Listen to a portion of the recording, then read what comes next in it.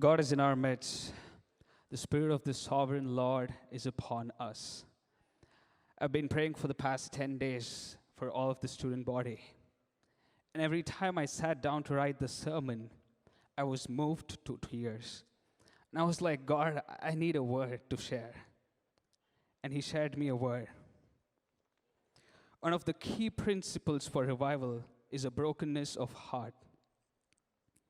And this is a word for ORU, that God is rising up ordinary men and women who have been in the school of brokenness, trained in the places of hiddenness, prepared in the wilderness, and empowered in the upper room to be the voice of awakening in our generation. He's rising up ordinary men who have been in hiddenness, who have been in the wilderness, who have been in the school of brokenness, and empowered in the upper room to be the voice of awakening in our generation. It's like the arrows that are in the quiver that are released by the Master coming out of hiddenness. I don't know it's for whom, but I strongly believe there is a group of people that are coming out of hiddenness. You know, there are two convictions that I deeply hold on to. That I never want to normalize my Christian life. Going to church, coming to chapel is part of my routine. I am afraid to be there. If I'm afraid of anything, these are the two things that I deeply hold on to. That I never want to normalize Christianity. And I never want to do ministry at the sake of not spending time with God. I will be alone with God. Because that's where life is. And you know, in the transition of me moving from India, I truly missed the discomfort that I had. I wake up in the middle of the night when everyone is sleeping to read my Bible. I used to fast for hundreds of days where my parents didn't know, and they used to give me appetites, medicine so that I could eat, but they didn't know what was happening. The root for revival is a brokenness of heart.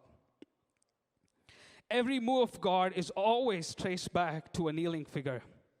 John Knox prayed, God, give me Scotland or I die. George Whitfield prayed, God, give me souls or take my soul. Today, ORU, we need to pray, God, give us revival or we die. Many moves of God, if looked back, is always people who are on their knees. Evan Roberts prayed. He was a young man. Hours together, he used to pray for 7 hours a day, saying, oh God, bend me. Which led, he prayed for 100,000 souls. Within 5 months, there was 100,000 souls that was given to Evan Roberts. Mukti Missions in India, she started a prayer movement, and there was an outpouring of the Holy Spirit that happened in Mukti Missions. In 1906, we know the history of Azusa Street. It started with a small prayer meeting, and God poured His Spirit. And Asbury Revival, on February 3rd, during a chapel meeting, the Spirit of God encountered students. They were on their knees praying for days, and God touched the nation through students. The exemplary life of a prayerful man is Jesus Himself. Jesus was the foundation of all prayer. He was a prayer warrior. He modeled prayer. He prayed early in the morning. The selection of His disciples, He prayed. For the Mount of Transfiguration with Peter, John, and James, He prayed. He taught His disciples how to pray and how not to pray. He told us that the harvest is ripe, therefore pray. He asked forgiveness of His enemies, He prayed. Even on the cross when He gave His Spirit to the Father, He prayed. And He committed His Spirit. While prayer did not constitute the only work of the incarnational Christ, prayer is also the work of the ascended Christ. He's at the right hand of the Father praying for us.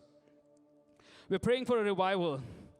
It might be a buzzword at this time, but I strongly believe that God is rising up a remnant that is truly burning for a true revival.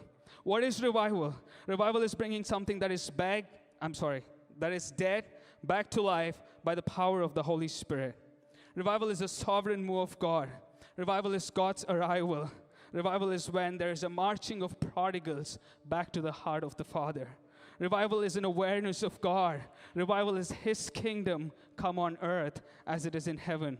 Revival is suddenly a community that becomes God conscious. Revival is Christ Himself seen, felt, heard, living, moving in and through His body. What would happen if we stepped out of deeper faith with greater emphasis on prayer?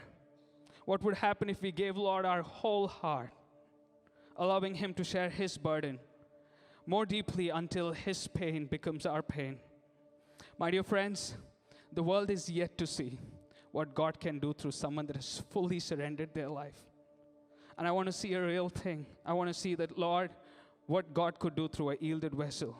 I want to see Jesus so glorified in the eyes of the watching world that most hardened skeptics and mockers will fall to their knees confessing Him as the Lord.